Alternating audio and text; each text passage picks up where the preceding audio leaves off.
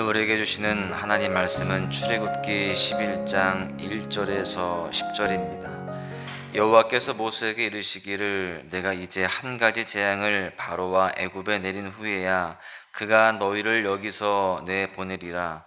그가 너희를 내보낼 때에는 여기서 반드시 다 쫓아내리니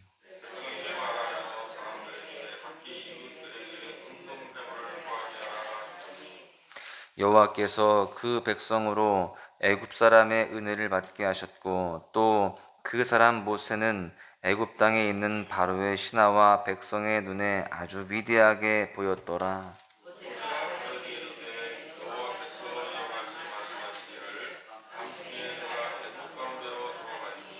애굽 땅에 있는 모든 처음 난 것은 왕 위에 앉아 있는 바로의 장자로부터 맷돌 뒤에 있는 몸종의 장자와 모든 가축의 처음 난 것까지 죽으리니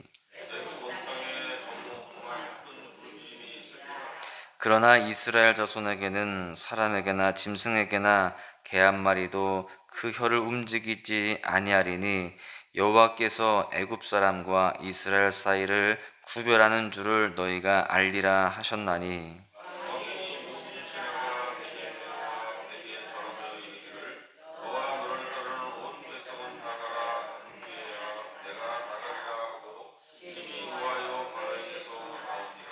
여호와께서 모세에게 이르시기를 바로가 너희의 말을 듣지 아니하리라. 그러므로 내가 애굽 땅에서 나의 기적을 더하리라 하셨고 모세와 아론이 이 모든 기적을 바로 앞에서 행하였으나 여호와께서 바로의 마음을 완악하게 하셨은즉 그가 이스라엘 자손을 그 나라에서 보내지 아니하였더라. 아멘. 오늘 본문의 중심 사건은 애굽의 재앙에서 마지막 재앙에 대한 예고입니다. 하나님께서는요, 이제 한 가지 재앙을, 이제 마지막 재앙이죠. 그 한 가지 재앙을 바로와 애굽에 내린 후에야 비로소 그들이 이스라엘 백성들을 애굽에서 내보낼 것이다 라고 말씀을 하십니다. 이 재앙은 아직 실행되기 전이지만 이 말씀 그대로 이루어진다는 것에 대해서 모세는 확신했습니다. 왜냐하면 지금까지 9번의 재앙을 경험하면서 하나님께서 그대로 이루실 거에 대한 그런 믿음이 있었던 것이죠. 하나님은 어떤 분이십니까? 하나님은 말씀하시고 그 말씀대로 성취하시는 하나님이십니다. 즉 약속하시는 하나님이시면서 동시에 성취하시는 하나님이시다라는 것이죠. 그렇게 하나님은 말씀하시고 신실하게 그 말씀을 이루시는 신실하신 분이십니다. 의로우신 분이세요.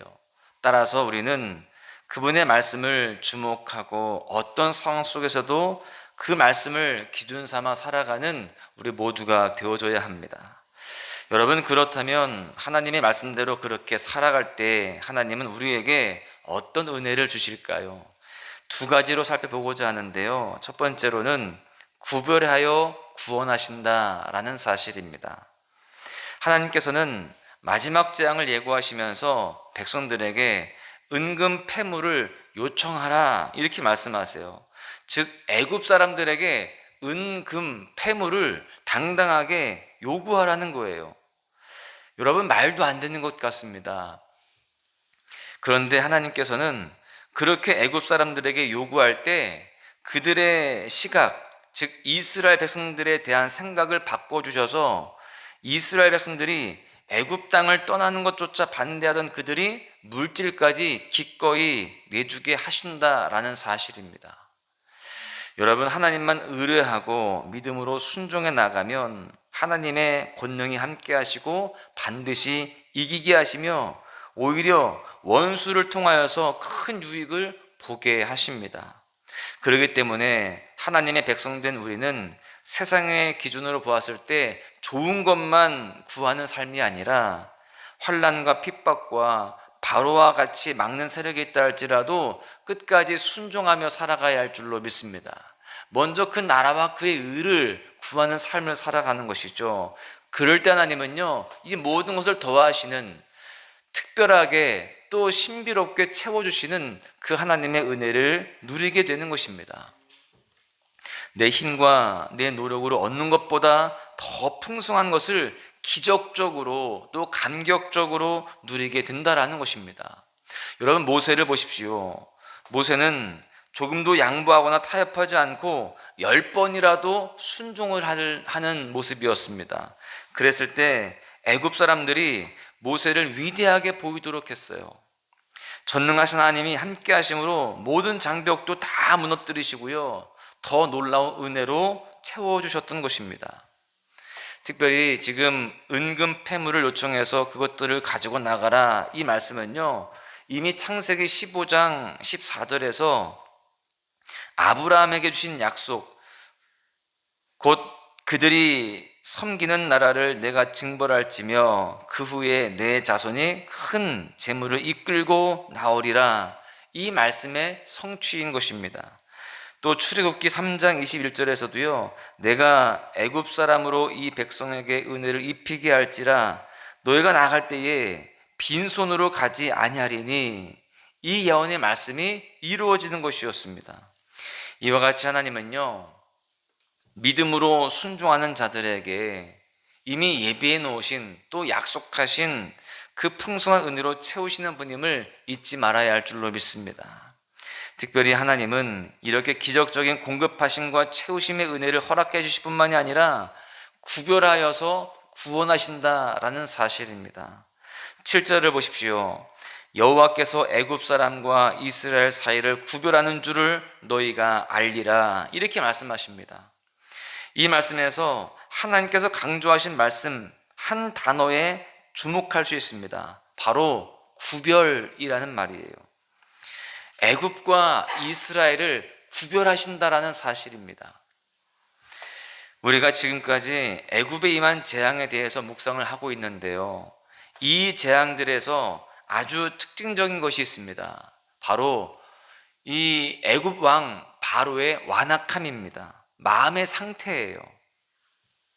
악인의 길은 왜 망할까요? 완악함 때문에 그렇습니다. 그 마음이 돌같이 딱딱한 상태다라는 거예요. 영혼 경화증이라고 볼 수 있죠. 여러분, 이러한 삶을 살아가게 되면 하나님이 어떻게 하실까요? 그 인생을 깨뜨리시고 부수십니다. 그런데 바로의 완악한 마음 상태와는 달리 모세는요, 끝까지 순종합니다. 바로 앞에 서라 하니까 바로 앞에 섭니다. 바로에게 이렇게 선포해라 라고 하니까 그 말씀 그대로 선포를 합니다. 한 번도 아니고 두 번도 아니고 계속해서 갑니다. 그랬을 때 하나님은 구별이라고 하는 은혜를 허락하시는 거예요. 7절에서도요, 마지막 장자를 치는 심판을 예고하시면서 그날 애굽과 이스라엘을 완전히 구별하신다라고 말씀을 하십니다. 이스라엘이 사는 고센 땅에는요, 개들마저 짖지 않을 정도로 평온하다는 거예요. 애굽의 재앙의 밤이 고센 땅, 이스라엘 백성의 모든 집에는요, 평화의 밤이라는 것입니다. 이것은 엄청난 구별이에요. 이미 흑암의 재앙에서 그런 구별의 모습을 보았습니다.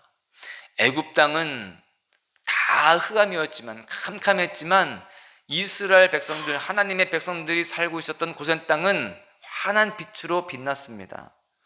여러분, 하나님은 이렇게 구별하여서 구원하시는 줄로 믿습니다. 특별히 우리가 하나님 안에서 말씀을 순종하고 또 주님 뜻대로 살아갈 때에 우리에게 그러한 은혜를 허락하시고 우리의 삶 속에서 풍성한 복으로 채우시는 줄로 믿습니다. 그래서 우리는 우리를 구별하여서 구원하시는 하나님의 놀라운 은혜를 기대하고 신뢰하면서 이 땅에서 믿음으로 말씀에 순종하며 끝까지 그렇게 승리해야 할 줄로 믿습니다. 두 번째는요, 세상의 불순종까지도 기적의 재료로 사용하신다라는 거예요. 말씀을 성취하시는 하나님께서는요, 모세에게 인상적인 말씀을 하십니다. 9절에 보시면 바로가 너희의 말을 듣지 아니하리라, 이렇게 말씀하세요. 하나님의 말씀을 바로에게 전해도요, 그들은 순종하거나 복종하지 않을 것이다 라는 겁니다. 하나님은 말씀하시고 성취하시는 하나님이신데 바로는 그 말씀을 끝까지 순종하지 않더라는 거예요. 여러분, 여기서 우리는 의문이 드는 겁니다. 아니, 하나님의 말씀이 선포가 되는데 왜 이렇게 효력이 없을까? 그런데 놀라운 것은 그 다음에 이어지는 하나님의 말씀입니다. 그러므로 내가 애굽 땅에서 나의 기적을 더하리라, 이렇게 말씀하세요. 하나님께서는 바로가 하나님의 말씀을 듣지 않겠지만 그러기 때문에 하나님의 기적, 곧 표징을 애굽 땅에서 계속하여서 더하여 갈 것이다, 이렇게 말씀하십니다. 그러니까 이 바로의 불순종은 하나님의 계획을 실패로 만드는 것이 아니라 이 땅에 하나님의 표징을 계속 더하도록 하더라라는 것입니다. 인간의 불순종에 전혀 영향을 받지 않으시는 하나님은요, 말씀을 인정하지 않는 곳에 하나님의 살아계신 표징을 계속 더하심으로 결국 하나님의 말씀이 성취되도록 인도하신다라는 겁니다. 따라서 우리는 하나님의 말씀에 불순종하는 사람들을 만났을 때, 또 하나님의 말씀과 상관없는 그런 상황 속에 있을 때에 우리는 낙심하지 말아야 됩니다. 왜냐하면 세상의 불순종은 하나님의 계획을 가로막는 장애물이 아니라 하나님의 표징을 더욱 나타내는 마중물이 될 것이기 때문에 그렇습니다. 따라서 하나님의 자녀들인 우리는 하나님의 말씀을 인정하지 않고 불순종하며 우리의 말을 듣지 않으려고 하는 사람들 앞에서도 낙심하지 말아야 됩니다. 도리어 이 상황을 통하여서 더욱더 놀라운 표징을 이루어 가실 하나님을 기대함으로 나아가야 할 줄로 믿습니다. 우리가 삶을 살아가면서 하나님의 말씀을 거부하고 하나님의 말씀과 상관없는 그런 상황들에 처할 때가 있습니다. 가정 안에서도 그럴 때가 있어요. 내 남편이, 내 아내가, 내 자녀가 그러한 상황 가운데에 우리를 힘겹게 하고 또 실망스럽게 하고 낙심할 때가 있다라는 거예요. 그러나 우리는 그 가운데에서도 하나님께서 결국 이루실 그 약속의 말씀들을 기대하면서 믿음으로 기도하고 끝까지 주님 붙잡고 나아가야 할 줄로 믿습니다. 사실 우리가 믿음이 종종 흔들릴 때가 언제일까요? 하나님의 말씀의 권위를 인정하지 않는 사람들 앞에 섰을 때입니다. 분명히 하나님의 말씀을 선포하고 또 하나님의 뜻을 기대하고 있는데 전혀 그것이 이루어지지 않는 것 같고 또 전혀 지금 좋아질 기미가 보이지 않는 그런 상황이 있습니다. 그러면 우리의 마음 가운데에 실망이 되어지고 낙심이 되게 되는 것입니다. 그런 큰 장애물을 만나게 되었을 때 우리는 무기력해지고 말씀의 능력을 의심하기까지 합니다. 그러나 세상의 불순종까지도 기적의 재료로 사용하시는 하나님, 불순종에 더욱 기적을 더하시는 하나님을 바라보면서 반드시 말씀을 성취하시는 하나님을 더욱 신뢰하는 우리 모두가 되어야 할 줄로 믿습니다. 하나님은 반드시 이루어 주십니다. 아직 하나님의 때가 차지 않았기 때문에 그런 거예요. 그러기까지 우리는 하나님을 더욱 신뢰하며 믿음의 삶을 살아가야 할 줄로 믿습니다.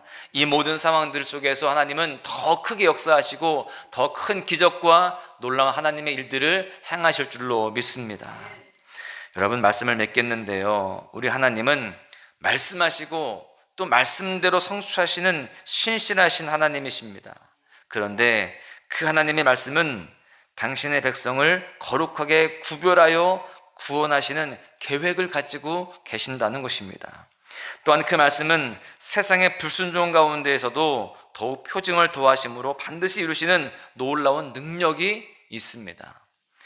사랑하는 소망가족 여러분, 오늘 하루도 우리를 거룩하게 구별하여 당신의 자녀가 누려야 할 영광을 누리도록 하시겠다는 당신의 말씀을 신실하게 성취해 나가시는 하나님의 일하심을 바라보고 세상에 듣지 않으려 할 때 더욱 표징을 더하여 성취하시는 하나님의 놀라운 능력을 기대하면서 말씀으로 승리하시는 오늘 하루가 되시기를 주님의 이름으로 간절히 축원합니다.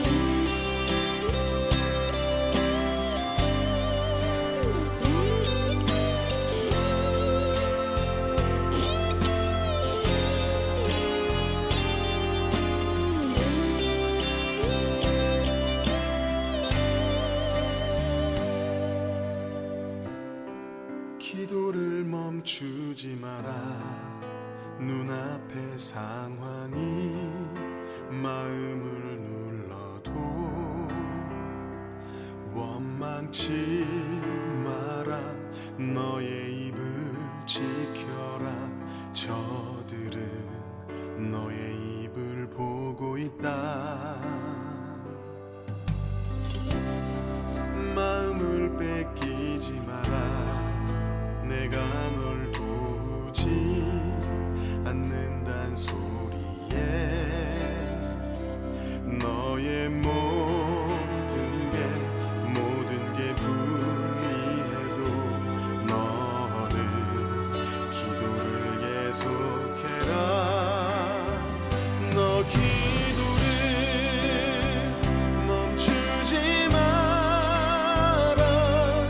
내가 너의 그 모든 상황을 바로 역전시키리니 너 기도를 멈추지 마라. 내가 잠시도 쉬지 않고 모든 걸 지켜보고 있으니 바로 역전되리라.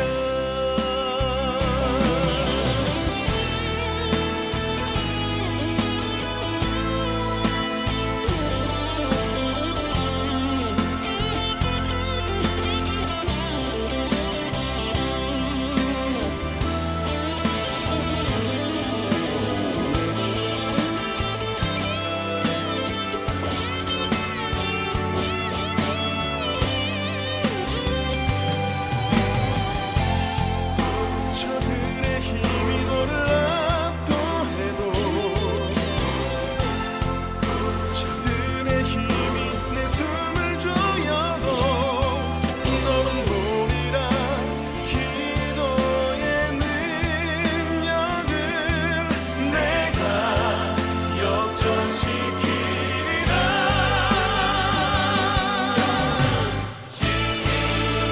너 기도를 멈추지 마라. 내가 너의 그 모든 상황을 바로 역전시키리니 너 기도를 멈추지 마라. 내가 잠시도 쉬지 않고 모든 걸 지켜보고 있으니 너 기도를 멈추지 마라. 내가 너의 그 모든 상황을 바로 역전시키리니